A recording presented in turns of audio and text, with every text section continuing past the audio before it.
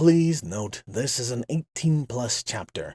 If you wish to see the 18+ version, you can find it on my Patreon for free. You don't even gotta be a member. That aside, let's get into it. Diaries of a Madman. Written by What Must I Do? Chapter 16. The March to Freedom, Part 2. With the bucket of water that was still untouched next to my bed, I started cleaning my face and shaving with the finely honed edge of the well-made Naga knife. Cat looked up when I was about halfway done and said, "If you do that, the kids might stop calling you Sphinx." I looked at her and said, "Good," and then continued. Since I wasn't used to shaving with a knife or without a mirror, I nicked myself a few times, but it wasn't nothing too bad. Cat mentioned it, though. "Doesn't that hurt?" I shrugged. "Nothing major." I think she smiled at that for some reason, but I wasn't really paying attention to her. When I finished, I went to go put on my desert clothes. She watched for a while, but stopped me as I was throwing on the cape. "You should leave your wings uncovered, unless told otherwise." I sighed. "Why would you be so quick to hide them?" "Because nowhere I go do I fit in at all. Among the ponies, I'm an outsider. Among the Naga, I was welcome after I proved my prowess in battle, but they hated my wings as soon as they saw them. In that port city, I was almost drugged, and then who knows what just for being different. It was only when I was able to cover myself completely, hiding my wings and my skin, that I was able to stroll through the streets relatively unmolested." "How are you able to live among the ponies, knowing they did that to you?" It was an accident, and it was only the fault of one. They are truly peaceful people at heart, and no one sane craves war. I'd love to live in peace, even in the fire in my blood would desire action of some sort. I might live alone among them, but at least I would live in peace." "It sounds like a nice dream." Until recently, it was a reality. At least for a while. My services were requested by one of my friends there to deal with what we thought was a hostage crisis. It turned out to be a siege of one group of Naga against another, and the hostages being kept for their own protection. I ended up sneaking into the enemy camp and killing most of the Naga there, with either my knife or with fire. There was a single survivor. My soul had seen some of the atrocities of war firsthand then, and my hands had held that knife that snuffed out several lives, not with a shout, but with a whimper in the darkness. I killed in cold blood, and then set fire to the tents to distract them while I fled. I didn't realize there were women and children in the tents. "You aren't the only one that has done horrible things. But as yourself said, accidents are forgivable, and so is killing, as I am well aware." I should have questioned that. Instead, I went back to self-pity. I wish I could believe that.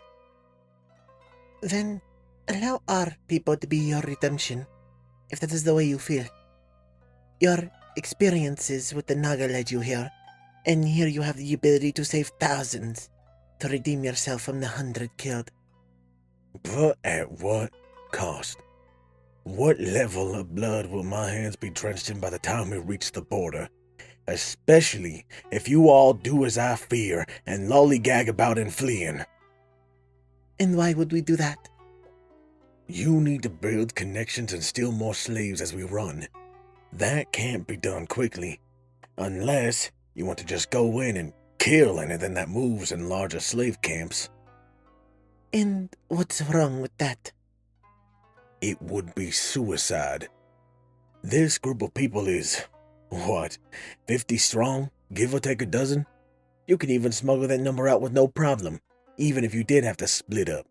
Keeping that number of people fed with water isn't impossible either, though it might be hard. You'd have to raid a caravan or two on the way, unless you have stockpiles. But if you start freeing every slave between here and the Suez Canal, that could force a response from the government, and people would be impossible to feed. And I don't know where you were told regarding the spirit of the warrior, but that is complete shit. The enemy has weapons and training. We don't. And if we're forced to fight our way across the border, we will lose too many troops pushing it. You can't force a river front like the Suez Canal without massive supporting squads and engineers trained in pontoon building. If that was your plan, you're better off guerrilla fighting with a group about this size and just doing damage as you can here and there, working to destabilize the government. A full-scale fight is something you would lose. That was basically my argument. Rock wouldn't buy it, and Jocasta really wants to free everyone. With the support of the ponies on our side, though, we could possibly force the government to give over its slaves and release everyone peacefully. I hope so. I know if Celestia is forced to push the issue, I'll probably be either on the front lines or behind the enemy lines, causing what havoc I could in the back. Either way, it would be dangerous for me. I just want to get home, or at the very least among friends. What makes you think that you would be the one sent? It might be one of us. We look more like we belong here than you do. Trust, of course. That, and I think she secretly hates me and wants to get me killed. If you are so useful, why would she feel this way? I have made life difficult for her. For reasons I'm not at liberty to say.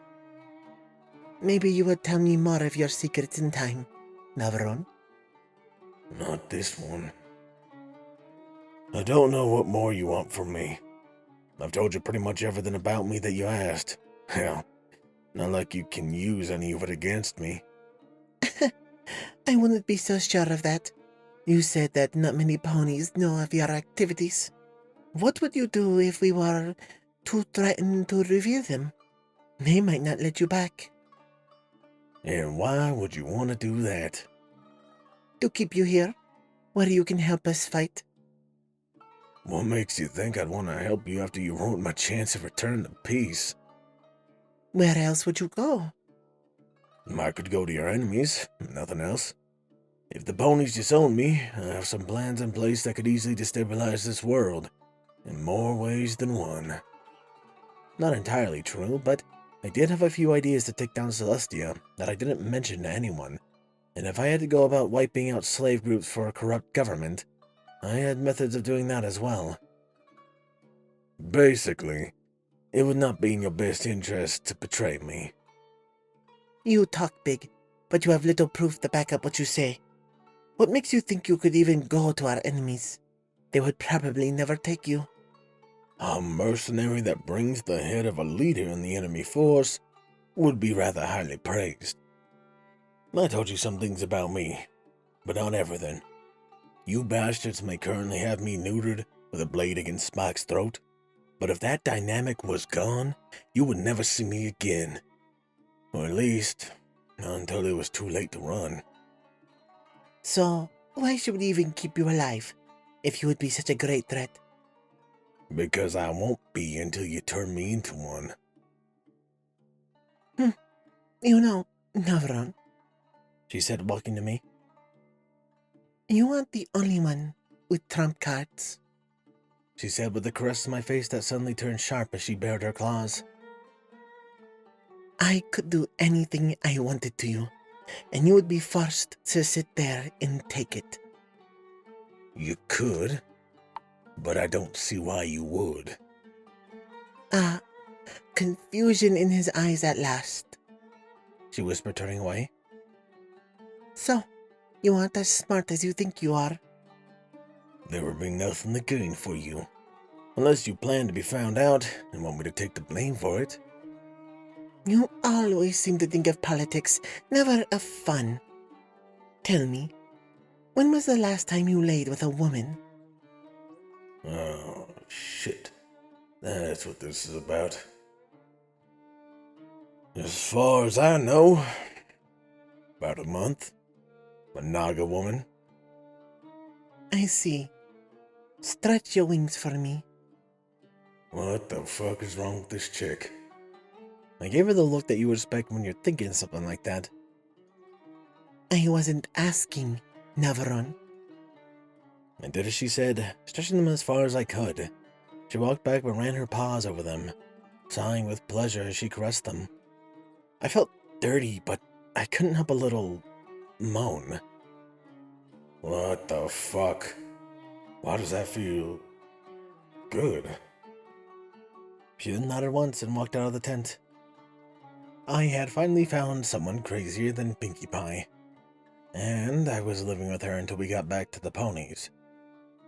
I was tempted to act out to end up with Rock instead, but I was more afraid of any of his fetishes than I was of cats. At least if push came to shove, I could resist Cat if I had to. But seriously, what the fuck? The next day we broke camp. For basically being a large band of nomads, they were surprisingly professional about it. Everything was squared away in under 2 hours and we were on our way. And of course, instead of going east across the river, we went fucking south. Why are we going the wrong way? I asked Cat. Because we can't cross the river from here. Why not? I swear to God, if you say it's because you're cats... The river is unsafe. Why don't we go north instead and use rafts to travel along the coast? We'd avoid any military patrols and we could easily just skim around the border of the Suez Canal. We have our reasons. Damn it. They're going to attack some camps. Damn it. I hate when I'm right. I was in the middle of running a mission, basically doing the same crap I did with the Naga. Fly in and either wreak havoc or release slaves. Since the Capt were stealthier and lighter than the Naga, I was able to fly a smaller fighter in with me. His name was Miguel, a dirty little fighter that I handpicked because I knew he would be slitting throats and would probably get caught and cause enough of a distraction and let me get out unscathed. While he was gleefully killing guards, I was using the keys from the belt loop that I casually borrowed to release slaves. I pointed them to the entrance of the camp, where Miguel had already dealt with the guards. A few more freedom fighters were making their way in, but we couldn't risk in bringing too many. Damn it, whose ideas was this? Cat was reasonably sensible when it came to stuff like this, I had found. I was guessing Jocasta, because Rock would have just ordered us to attack the place up front, in plain daylight with no planning. I pulled the lock on the last slave pen and pointed them to the exit. Then I went looking for Miguel and the rest of the fighters. All I had to do was follow the sound of the general alarm that started going off. Son of a bitch. I grabbed the nearest friendly and yelled at him. We have to get out! He shook out of his bloodlust and nodded numbly, pushing and pulling his comrades back. In an effort to hasten the process, before the gates could be closed and our troops locked inside, I did my best to light some of the empty slave pens on fire. That probably wouldn't kill any guards, but it would provide a distraction. There was little wood in the pen, as they were made mostly of clay or something like that, but I burned what I could. When I saw that most of the fighters got the message, I leapt into the air to see what more I could do. There was, of course, General Bedlam. I saw the last fighter was Miguel, and he was doing an insane dance with 2 long daggers. Nothing got near him lived. I was tempted to just leave him, but I swooped in and grabbed him as he pulled his daggers out of a newly made cadaver. He'd almost stabbed me before he returned to his senses. Instead, he yelled, "Good fight, Sphinx!" Cat was wrong about that name. It did stick, even though I shaved. "We killed many today." I didn't answer. When we got back to the camp, the mood was ecstatic. They had won their first battle against the enemy and were high on their success. I didn't want to ruin their party so soon, so instead I went to Jocasta's tent. After a brief altercation with the guards, I was allowed inside. What in the hell was that? I accosted her. That was restoring hope to my people. She answered with a shiny smile across her black face. Tell me, where are we going to get food for these people? Or water? What about the old, the young, the infirm? If we stop, we die.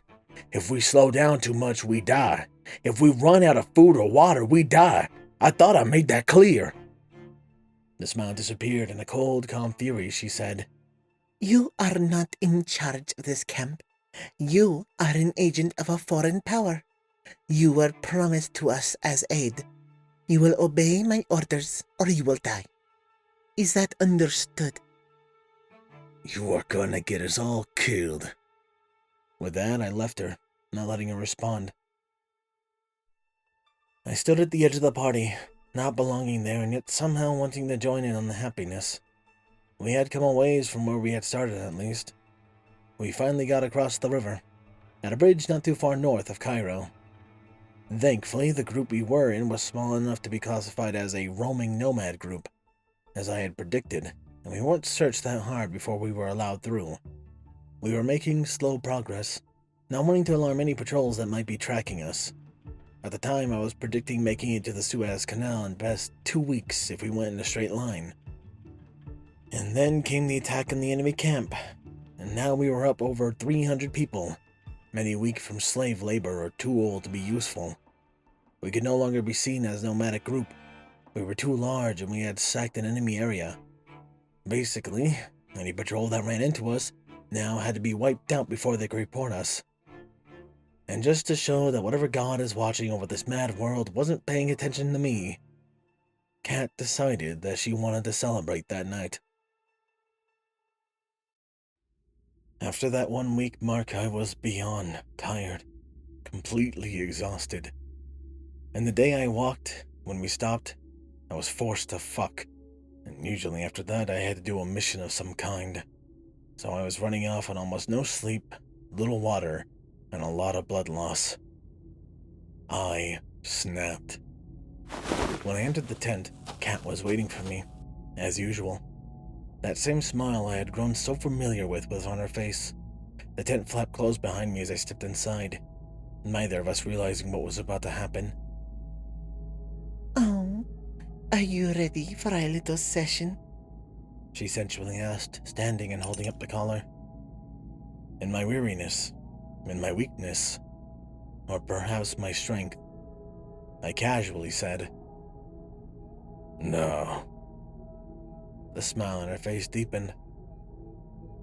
It sure would be a shame if something were to happen to your dragon friend, wouldn't it? Fuck him. I'm going to bed. Oh, so you don't care if we hurt him? She asked, stepping closer. I'm tired. I'm hungry. I'm in pain. I'm not doing this tonight. She chuckled, taking one more step up to me, reaching a paw out to my chest. My right hand shot out and wrapped around her throat before her paw was even halfway there. Both of her eyes jerked open as I squeezed and lifted her off the floor. I've been thinking, I said, walking closer to the cot, her body dangling off the ground in front of me. Grunts were coming out of her mouth, like she was trying to say something. I'm a lot bigger than you, a lot stronger than you. And you know, you absolutely require Equestria's help if you want to survive. Hurting either me or Spike? Well, let's just say that would be a bad idea. She was over the bed at this point. I leaned back slightly and then suddenly forced my arm and upper body down, slamming her onto the bed on her back. As soon as she touched down, both of her paws went to my arm, trying to scratch me. I barely even felt it, since I was so high off adrenaline, starvation, and sleep deprivation. But the other way, I lifted a leg up and put my knee on her stomach, immediately increasing the pressure until her arms pulled away. When they did, my knee lifted. So, you don't really have anything on me. After all, you can't hurt either of us with some extreme consequences. But you know what? Equestria doesn't need you. You know what's funny? The whole camp knows we've been fucking. My other hand reached down and tore her pants down. If it was even possible, her eyes went even wider. So I could do whatever I wanted to you right now? If you told anyone it was rape, who would believe you? After all, you came back night after night. And why would I take what's freely given? What you've bragged about? So what do you think? As I asked that, I loosened my grip around her throat. Please, She hoarsely whispered. Oh? You want me to? I asked. Please fuck me hard, you big, strong human. no.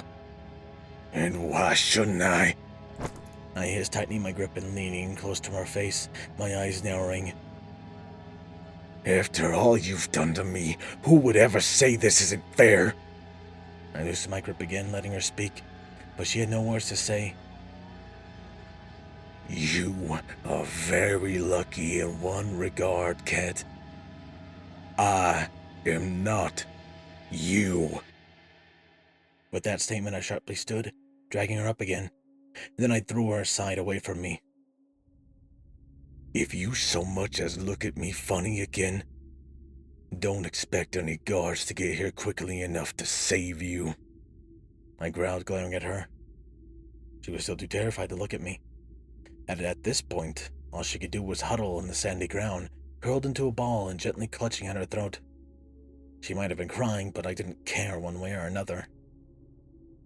I'm going to bed, I finally said after a few seconds of glaring at her. She still didn't make a sound or barely move a muscle as I fell onto the cot, clothes and all.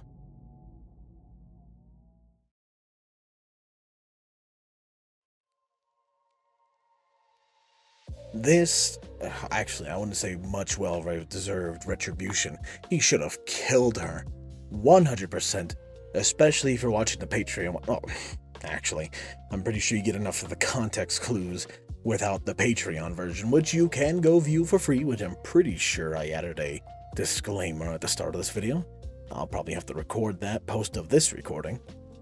But man, poor Navarone. He just can't catch a break.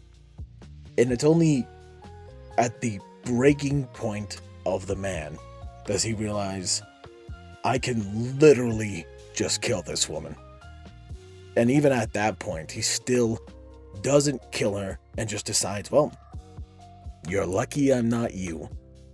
Because he could have been really bad. I don't know if it's a good thing Navarone, I wouldn't say gave her a taste of her own, what she deserves, of her own medicine. Making her feel fear was good, and I'm glad it didn't go beyond that.